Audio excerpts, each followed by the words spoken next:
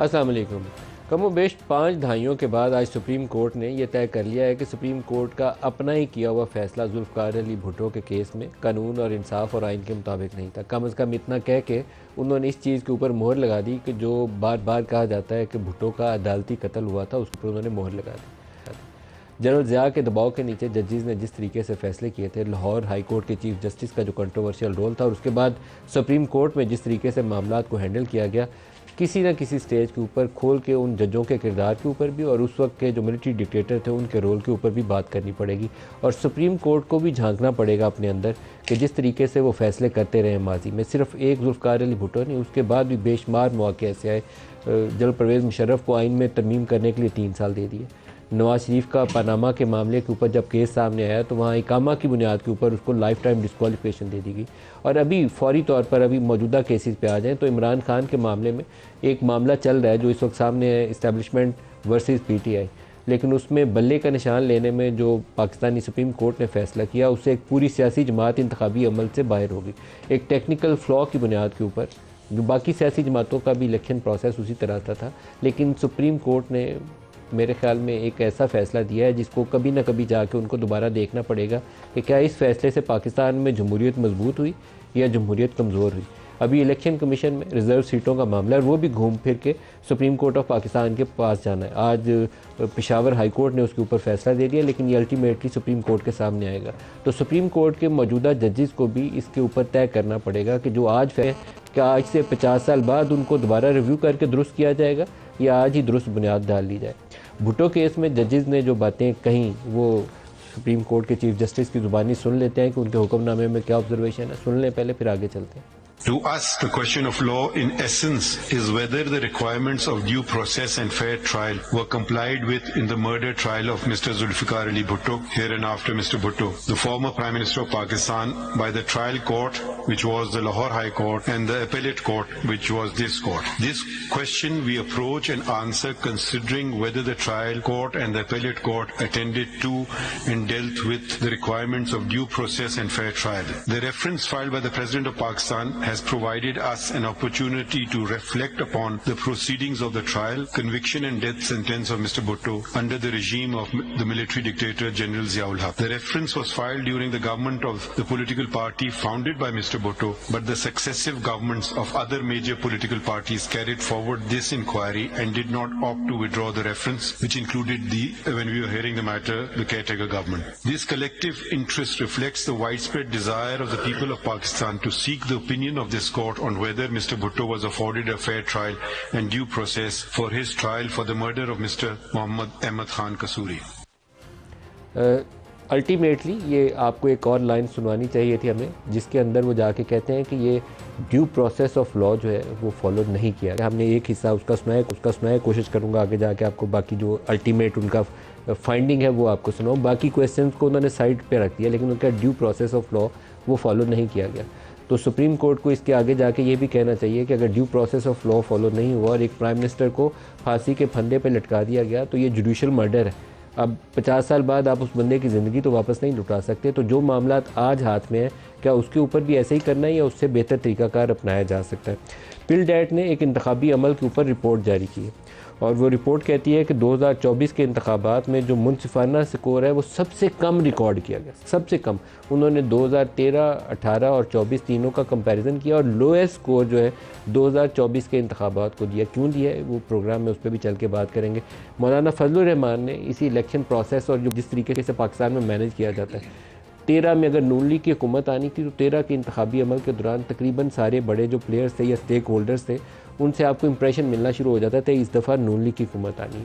18 میں پی ٹی آئی کی آنی تھی تو پی ٹی آئی کے نمبرز چاہے پورے تھے قومی اسمبلی کے یا نہیں تھے، یہ بات ڈن ڈیل تھی کہ نون لیگ کی پی ٹی آئی کی حکومت ہی 18 میں بنی ہے، کراچی سے 14 سیٹیں مل جاتی ہیں۔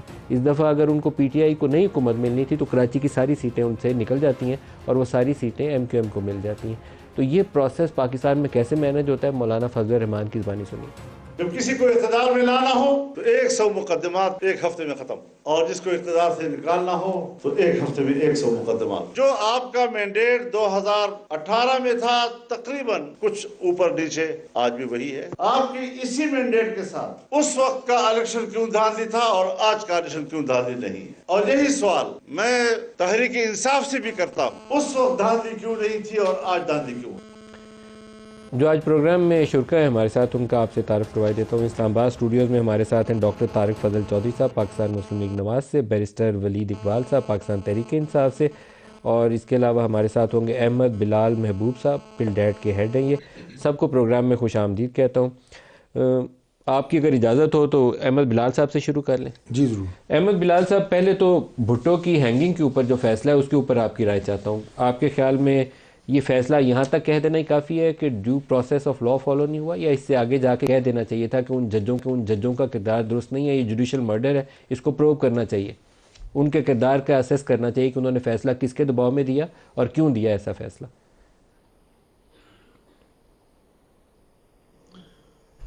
ندیم ملک صاحب، بات یہاں پہ ختم تو نہیں ہونی چاہیے، اس سے سب سے اہم بات تو یہ ہے کہ اس سے کوئی سبق سیکھنا چاہیے ہمیں کہ ہم نے ماضی میں کیا کچھ کیا ہے اور آئندہ وہ نہ کریں۔ باقی اس کو اگر آپ جوڈیشل مرڈر پہ، میرا نہیں خیال کہ سپریم کورٹ ایسا کہہ سکتی ہے، لیکن اگر رسپانسبلٹی فکس کرنے کی بات آئے گی تو وہ تو کلیکٹیو رسپانسبلٹی تھی سپریم کورٹ کی، وہ کریں یا نہ کریں، لیکن سبق سیکھنا چاہیے۔ بنیادی طور پہ ہم نے لگتا یہ ہے کہ کوئی سبق نہیں سیکھا۔ آج کے جو حالات ہیں ان کو دیکھتے ہوئے لگتا ہے ویسے ہی حالات کو ہم ہینڈل کر رہے ہیں جیسے اس وقت کیا تھا۔ ولید صاحب، آپ کیا کہیں گے؟ آپ تو قانون دان ہیں، آپ اس کے اوپر بہتر رائے دے سکتے ہیں۔ جی، جس طرح ابھی محبوب صاحب نے کہا کہ جس طرح اس وقت حالات تھے اس طرح ہی اس وقت ہیں، لیکن رسپانسبلٹی فکس نہیں کرنی چاہیے۔ ایک بات دیکھیں جی، ان سے تو ایک رائے کا مانگا گیا تھا، اور میرے خیال میں انہوں نے جو سپریم کورٹ نے جو ایڈوائزری جورسڈکشن میں جو پریزیڈنٹ آف پاکستان نے ایک بھیجا reference on a matter of public importance, اس کو مجھے ابھی تک تفصیلی فیصلہ تو بعد میں آئے گا، لیکن محسوس یہی ہوا ہے کہ عدالت عظمیٰ نے اس کو میکرو لیول پہ دیکھا ہے، نہ کہ مائکرو، یعنی کہ ایک پورے ایک جنگل کو، ایک درخت کا جائزہ نہیں لیا، میرٹس میں نہیں گئے کیس کے، بس صرف پروسیس کی بات کی ہے۔ بٹ خیر مقدم اس حد تک ضروری ہے اس بات کا کہ ایک اعتراف تو ہوا ہے کہ ایک غلطی ہوئی تھی، ایک پورا نظام عدل ہے جو کہ عدالت عظمیٰ تک جاتا ہے، اور اس میں جو تھے ایسے ڈیفیکٹس اور اس طرح کی وجوہات کے اوپر نہیں گئے، لیکن اور باقی تفصیلی جب آئے گی رائے تو دیکھا جائے گا۔ لیکن یہ میں اپنے آپٹمزم کو بروئے کار لاتے ہوئے یہ ضرور کہوں گا کہ ٹروتھ اینڈ ریکنسیلیشن کی طرف شاید یہ ایک چھوٹا سا قدم ہو، اور اگر ایک ادارے نے یہ قدم اٹھا لیا ہے جو کہ عدلیہ ہے، یہ پہلا قدم نہیں ہے ویسے، چلیں یہ بھی صحیح ہے۔ 3 نومبر 2007 کا جب فیصلہ آیا تھا تو انہوں نے وہ جو 3 سال جنرل پرویز مشرف کو دیے تھے اور مارشل لاء کو جائز قرار دیا تھا، ان ساری غلطیوں کا اعتراف کیا تھا اور کہا تھا کہ آئندہ سے ہم یہ رستہ بند کر رہے ہیں، لیکن دوبارہ وہ رستہ بند نہیں کیا انہوں نے۔ نہیں، اس طرح سے اگر آپ جائیں تو پھر ایک آسما جیلانی کیس بھی تھا یحییٰ خان کے خلاف، جو ان کا بالکل، اور یحییٰ خان کو اس میں غاصب قرار دیا، جسٹس یعقوب والا جو فیصلہ شاید نہیں، I think Mahmood ur Rahman, chief justice Mahmood ur Rahman تھے اس وقت، لیکن ان کو غاصب قرار دیا گیا، لیکن وہ جب اقتدار میں نہیں تھے۔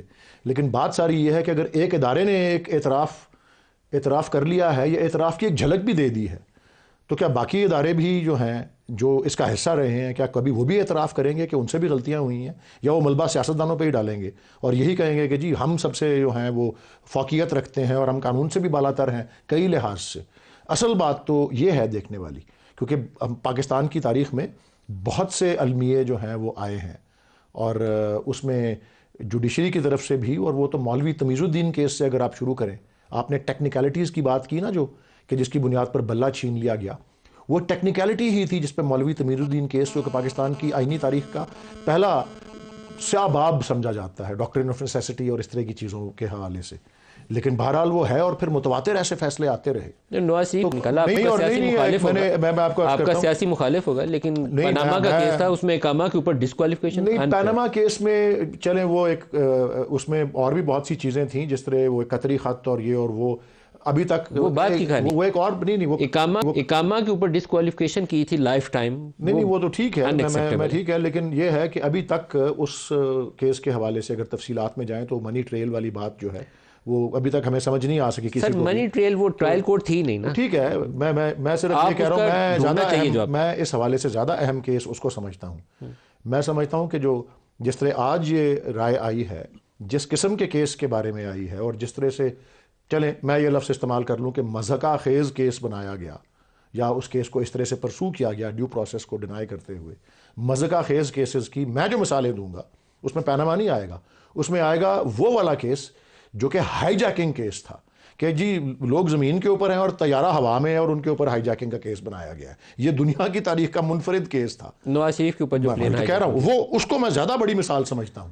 اور اسی طرح اگر آپ اب کے دور میں آ جائیں، اور جس طرح محبوب صاحب نے کہا مضحکہ خیز کیسز میں شمار ہوتے ہیں سائفر کیس، مضحکہ خیز کیسز میں شمار ہوتا ہے توشہ خانہ کیس، مضحکہ خیز کیسز میں یہی عدت کیس جو ابھی اپنے اگلے مراحل پہ جائیں گے، لیکن عدلیہ کو بطور ایک ادارے کے عدت کا کیس اتنے اعلیٰ عدلیہ میں آنا میرے خیال میں اس سے زیادہ بےہودگی کا لفظ میں استعمال کروں گا، اس سے بڑی بےہودگی نہیں ہو سکتی. چلے میری بات کی تائید ہی کر رہے ہیں نا آپ. میں صرف اس بات آپ نے جو سوال اٹھایا نا، میں اسی کے بارے میں صرف اگر آپ سمجھ لیں کنکلوڈنگ ریمارک یہی دینا چاہوں گا کہ ایک ادارے نے اگر اس بات کا اعتراف کسی ایک چھوٹی سے مثال کے حوالے سے کر لیا ہے کہ جی ہم سے غلطی ہوئی اور غلطیوں کا احتساب ہونا چاہیے، تو باقی اداروں کو پاکستان کے بھی اس سے مثال لینی چاہیے. آپ کیا کہیں گے، یہ بھٹو والا فیصلہ جو ہے کوئی سیاسی تاریخ درست کرنے کی طرف ہمیں لے کر جائے گا، یا ایسے ہی فیصلے ہم وقتاً فوقتاً کبھی رائٹ کو کبھی لیفٹ کو کرتے رہیں گے؟ ہاں، بسم اللہ الرحمن الرحیم.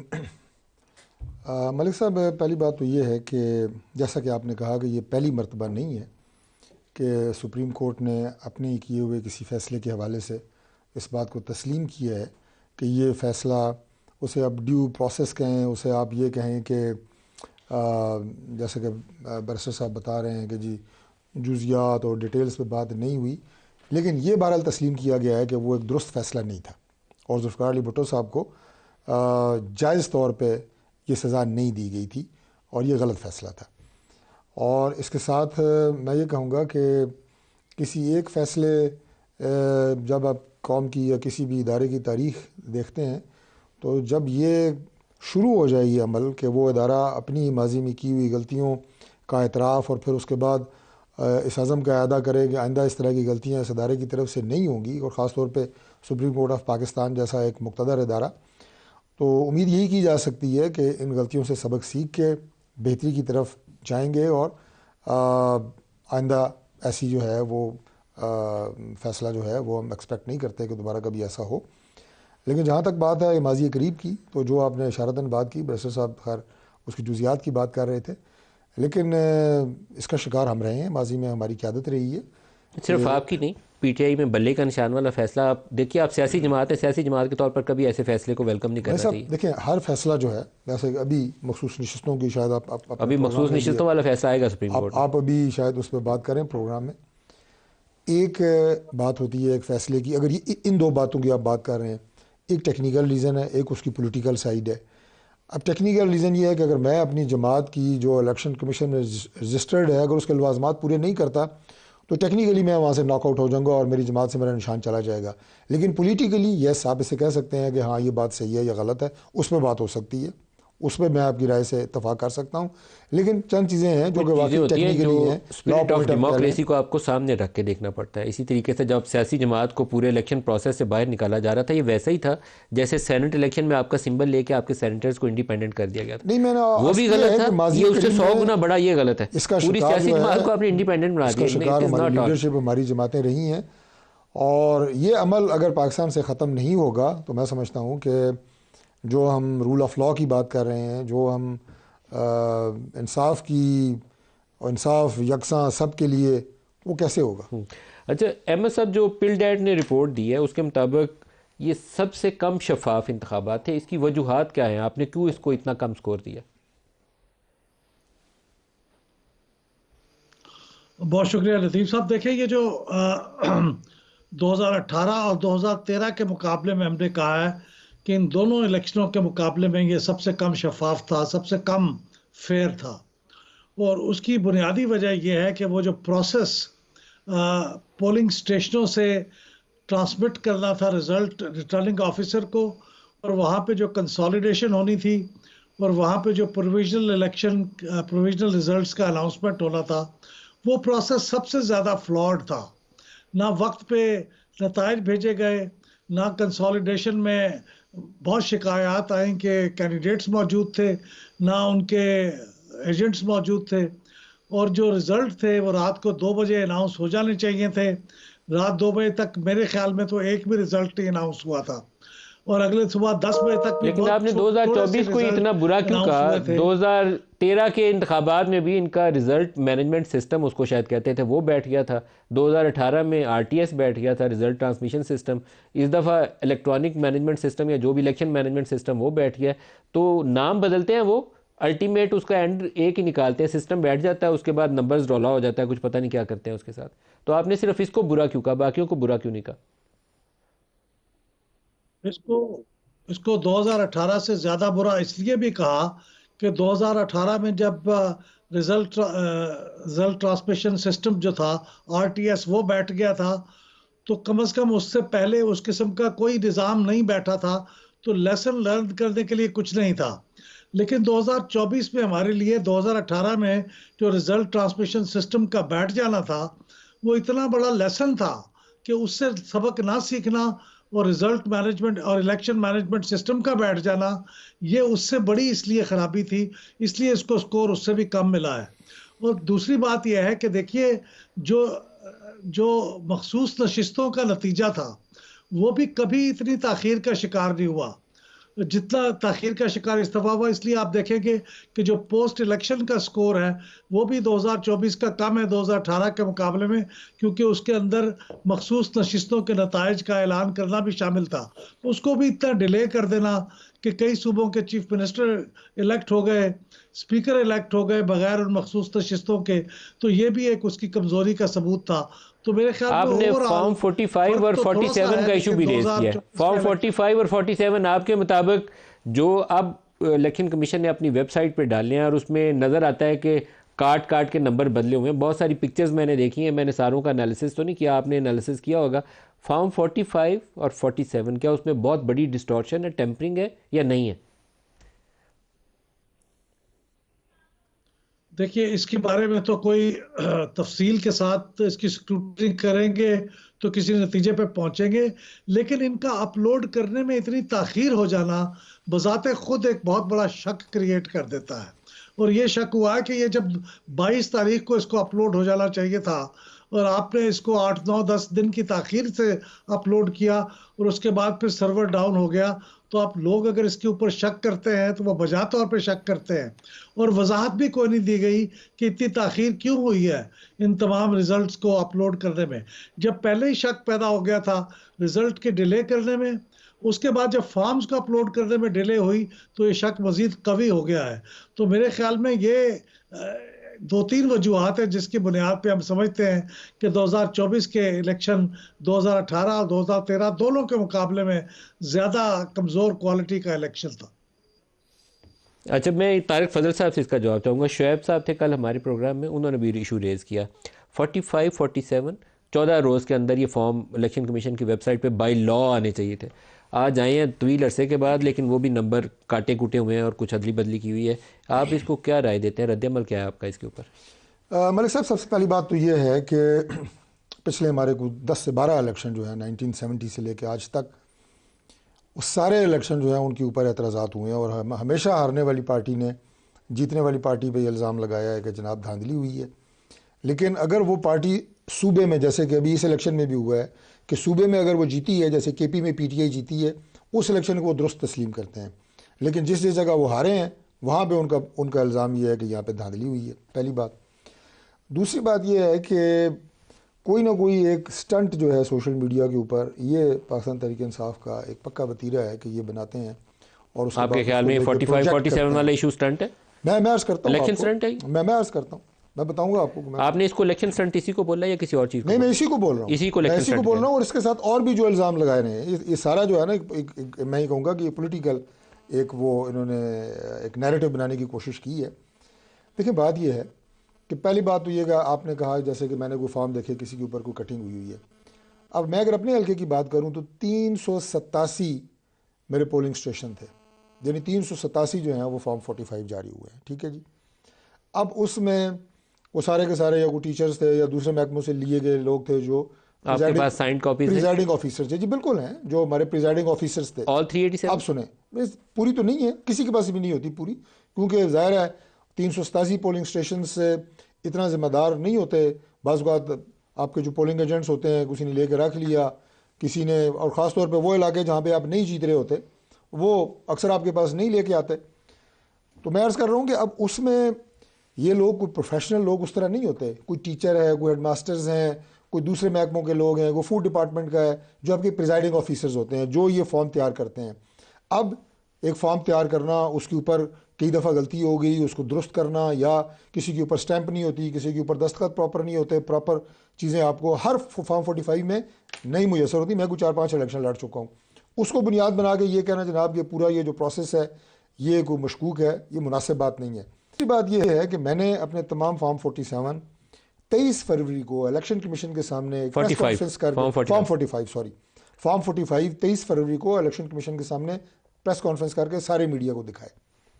چوتھی بات یہ ہے کہ جس طرح یہ بات میں نے آپ کو بتایا کہ یہ جھوٹ بولا جا رہا ہے، اب یہی شعیب شاہین صاحب جو میرے مقابلے میں الیکشن لڑے، 17 فروری کو ہمارا ٹرائیبیونل جو ہے یہ اناؤنس ہوتا ہے اسلام آباد کا، تینوں حلقوں کے لیے، یہ اس کا نوٹیفیکیشن ہے. 19 فروری کو میں آپ کو بتا رہا ہوں کہ غلط بیانی کس طرح کرتے ہیں اور کس دلیری سے کرتے ہیں اور کن کن فورمز پہ کرتے ہیں. 19 فروری کو یہ جا کے ڈبل بینچ الیکشن اسلام آباد ہائی کورٹ پیش ہوتے ہیں اور وہاں پہ جا کے جھوٹ بولتے ہیں کہ الیکشن ٹریبیونل قائم نہیں ہوا. اور اس کی ابتدا جو آنریبل جسٹس صاحب ہیں وہ کرتے ہیں کہ as office has raised objection that with effect that the intra court appeal is not maintainable since the tribunal to hear the election disputes for ICT has already been constituted. لیکن انہوں نے کہا کہ ٹرائیبیونل نہیں بنا، لہٰذا آپ سنیں. انہوں نے سنا، انہوں نے ہمارے نوٹیفیکیشن معطل کیے. جب معطل کر چکے اسی دن شام کو ان کو پتہ لگ گیا کہ ٹرائیبیونل بن چکا ہے. اب انہیں نہیں پتہ تھا، انہیں پتہ تھا لیکن انہوں نے جھوٹ بولا. اور پھر 21 تاریخ کو ان کی اپیل ڈسپوز آف ہو گئی اسی عدالت سے، اور ریزن یہی لکھی given the fact that the election tribunal for the ICT has been constituted it would not be appropriate to proceed further in this matter so the appeal is disposed. آپ کا یہ جواب ہو گیا. یہ میں آپ کو صرف یہ بتا رہا ہوں کہ یہ آپ کے سامنے میں نے حقائق رکھے ہیں، غلط بیانی اور جھوٹ نہ بولا جائے. آخری بات میں آپ سے کر رہا ہوں کہ ان تمام فورمز کے لیے اب الیکشن کمیشن کو آپ نے کہا کہ جی دیر ہو جاتی ہے، یہ بھی ایک ٹیکنیکل بات. بریک آ گئی جی، بریک لے لیں، بریک سے واپسی پہ ولید صاحب سے اس کا جواب لیں گے. ہمارے ساتھ رہیے گا.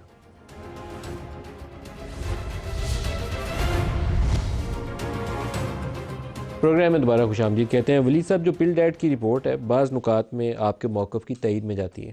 بالکل جی. تو آپ کا رد عمل کیا ہے اس کے اوپر؟ اس کو بنیاد بنا کے کیا کورٹ میں، سپریم کورٹ میں جائیں گے، کیا کریں گے؟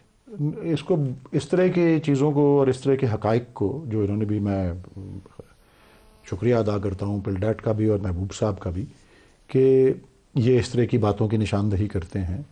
انہی کے ایک مضمون میں نے پڑھ کے یہ بات سینٹ کے فلور پر بھی کی تھی کہ جب قانون کہتا ہے کہ پروویژنل رزلٹ سارے حلقوں کے جو ہیں وہ آروز جو ہیں وہ رات یا اگلے دن صبح 2 بجے تک جو ہے وہ رات 2 بجے تک وہ یہ اگلا دن ہو جاتا ہے نا، تب تک 12 بجے کے بعد جی، تو وہ اس کو پروویژنل رزلٹس کو جاری کر دیں گے. اور ان کا فگر تھا یہ پل ڈیٹ کا کہ 859 ریٹرننگ آفیسرز، ایک ریٹرننگ آفیسر پورے پاکستان بھر میں 859 میں سے ایک ریٹرننگ آفیسر نے بھی پروویژنل رزلٹ نہیں جاری کیا. یہ کس بات کی دلیل ہے؟ اس کے بعد اگلے دن صبح 10 بجے تک آپ کو کرنا ہوتا ہے. اس وقت ایک چھوٹا سا فریکشن رزلٹس کا آیا تھا. تو ظاہر ہے پھر اس طرح کی باتوں پہ انہوں نے تو کہا ہے نا محبوب صاحب نے کہ جب یہ اس میں اور زیادہ مشکوک کر دیتا ہے. اور اس دفعہ تو جس طرح انٹرنیشنل کمیونٹی اور انٹرنیشنل پریس اور میڈیا نے بھی اس کو ٹیک اپ کیا، اور اس کی وجہ یہ ہے کہ، اور یہ میں بھی سینٹ کے فلور پہ کہہ چکا ہوں کہ یہ جو بیرون ملک آبزرورز آئے ہوئے تھے، جو میڈیا کے لوگ آئے ہوئے تھے، ان سے ہم ساری پولیٹیکل پارٹیز سے انٹریکشن تھی، ہم سے بھی مل رہے تھے الیکشن سے پہلے بھی، الیکشن سے بعد بھی. مختلف ممالک کے سفراء، ایمبیسڈرز، ان کے پولیٹیکل آفیسرز، ان سب کو الیکشن کمیشن نے خود ایک ہال دیا ہوا تھا الیکشن کمیشن کے اندر، اور وہاں 8:30 بجے آ کے الیکشن کمیشن کا نمائندہ اعلان کرتا ہے کہ جی آپ لوگوں میں سے کسی نے کوئی ادھر ڈنر ونر کرنے جانا ہے یا کوئی سیر سپاٹ جو بھی کرنا ہے، رات کے 2 بجے تک یا رات کے 3 بجے تک تمام رزلٹ ڈسپلے ہو گئے ہوں گے.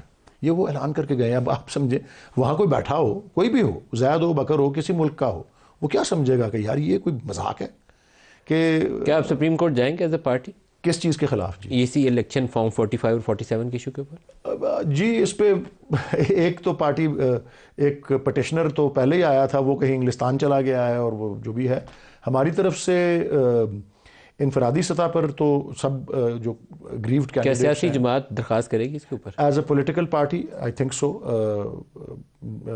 ایک آئی تھنک درخواست ہو بھی چکی ہوئی ہے, اور وہ سپریم کورٹ ہی میں ہے کیونکہ پی ٹی آئی کی طرف سے؟ جی پی ٹی آئی کی طرف سے ہی ہے, اور وہ کیونکہ ایک بریگیڈیئر صاحب کوئی تھے, ان کا کچھ ایسا آپ کو بریگیڈیئر علی نے جو دی تھی نا, وہ تو پارٹی نہیں ہے نا, وہ نہیں, وہ آئے ہی نہیں نا پھر, اور پھر وہ لیکن کیا سیاسی جماعت اس میں جی جائے جی گی؟ جی ایز اے پولیٹیکل پارٹی یا کسی پولیٹیکل ہماری کسی ممبر نے ایک سپریم کورٹ میں آلریڈی ایک اور درخواست, مجھے اب ذہن میں نام نہیں آ رہا پٹیشنر کون ہے, بٹ وہ اگر پی ٹی آئی کی طرف سے ایز اے پارٹی نہیں بھی ہے تو ایک پٹیشن موجود ہو گئی ہوئی ہے, اور I am trying to remember کون ہے اس کے پیچھے, بٹ ہم سے کوئی لنکڈ شخص ہے جو, یا ہمارا کوئی ہم خیال انڈیویجول ہو تو اور پوزیشن ہے, لیکن آپ کی پارٹی کی طرف سے اگر جا کے بیرسٹر علی ظفر یا حامد خان وہاں جا کے درخواست دیتے ہیں تو ایک انٹائرلی ڈفرینٹ گیم بن جاتی ہے, پھر پارٹی فریق بن کے جاتی ہے. جی جی جی جی میرے خیال میں اگر ابھی تک نہیں بنی تو اس میں کوئی بعید نہیں ہے کہ ہم اس کو ضرور جو ہے کریں گے. لیکن یہ بات جو محبوب صاحب نے کی اور ان کی جو رپورٹ ہے کہ یہ شفافیت کے سکور پہ سب سے کم آنے والا الیکشن ہے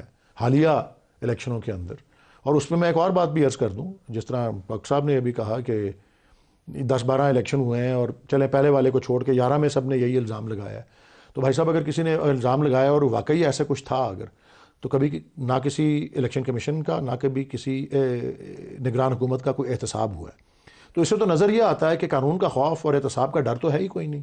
13 میں تو جوڈیشل کمیشن بنا تھا نا, 13 میں جب آپ لوگ پروٹیسٹ کر رہے تھے تو سپریم کورٹ کا جوڈیشل کمیشن بنا. خیر اس کی طرف آتے ہیں, ایک بیپر چھوٹا سا آپ کی جا سے کر لیں. یاسر حکیم صاحب ہمارے پنڈی سے ساتھی ہمارے ساتھ ہیں. یاسر بہت شکریہ, آپ ہمیں جوائن کر رہے ہیں. عمران خان سے جرنلسٹوں کا انٹریکشن ہوا ہے آج اڈیالہ جیل میں, تو بتائیے گا. ایک میں کامنٹ پڑھ رہا ہوں, یہ خبر کا حصہ ہے, اس کے اندر لکھا ہوا ہے کہ انہوں نے کہا ہے کہ کور کمانڈرز کانفرنس کے اعلامیے کی حمایت کرتا ہوں, اور جنہوں نے 9 مئی کیا ان کو سزا ملنی چاہیے. ایگزیکٹلی کیا لفظ تھے, میں آپ ہی کی زبانی سننا چاہوں گا, کیا ایسی بات ہوئی یا کچھ اور بات ہوئی؟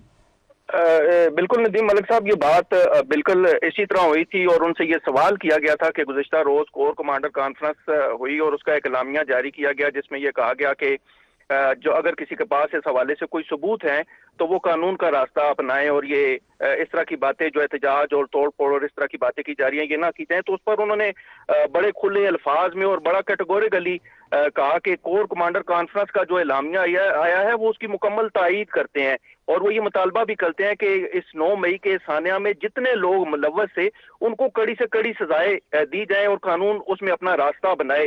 لیکن ان ملزمان کو سزائیں دینے سے قبل یہ ضرور جو ہے وہ انشور کیا جائے کہ ان ملزمان کی شناخت سی سی ٹی وی کیمروں سے کی جائے, کیونکہ تمام جگہوں پر جہاں جہاں حملے ہوئے, جہاں جہاں توڑ پھوڑ ہوئی, وہاں پر سی سی ٹی وی فوٹیجز کیمرے لگے تھے اور ان کی فوٹیجز موجود تھی. لیکن ساتھ انہوں نے یہ بھی ایک جو ہے وہ نئی بات دوبارہ دہرائی کہ جو کیپٹل ہل کیس تھا اس میں بھی ملزمان کی شناخت سی سی ٹی وی سے کی گئی, اس لیے ان تمام سنہ 9 مئی کے ملزمان کے لیے بھی کی شناخت کے لیے بھی جوڈیشل کمیشن کا بھی ذکر کیا انہوں نے کہ سپریم کورٹ جوڈیشل کمیشن بنائے.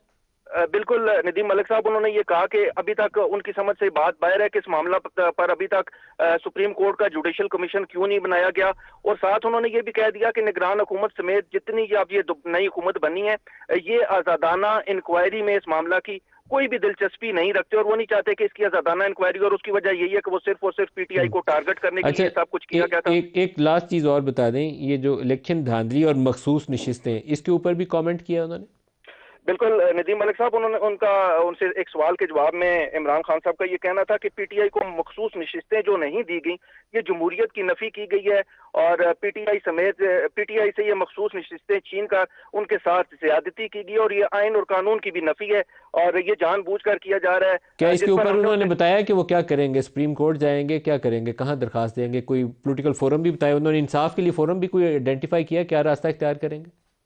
دیکھیں ندیم ملک صاحب, ہم نے ان سے یہ بات کی کہ اس کا وے فارورڈ کیا ہے, کہ آپ کوئی قانونی راستہ اختیار کریں گے, کوئی ڈائیلاگ پہ جائیں گے, تو ان کا یہ کہنا تھا کہ ہم فی الحال جو ہے وہ احتجاج پر ہی فوکس کر رہے ہیں اور اتوار والے دن ہم پشاور میں ایک بہت بڑا احتجاج کریں گے, جلسہ کریں گے, کیونکہ یہ جمہوریت اور جمہوریت میں اپنا حق مانگنا جو ہے اس کو اگر کوئی ٹکراؤ کہتا ہے تو وہ کہتا رہے ہم اپنا حق مانگیں گے, اور اپنے حق کے لیے ہمیں پتہ ہے کہ ہمیں کہیں سے انصاف نہیں ملنا, اس لیے ہم احتجاج کا راستہ اپنانے جا رہے ہیں. یاسر حکیم بہت شکریہ, آپ نے ہمیں اپڈیٹ لے لیں. بریک سے واپسی پہ اس کے اوپر بات کرتے ہیں, ہمارے ساتھ رہیے گا.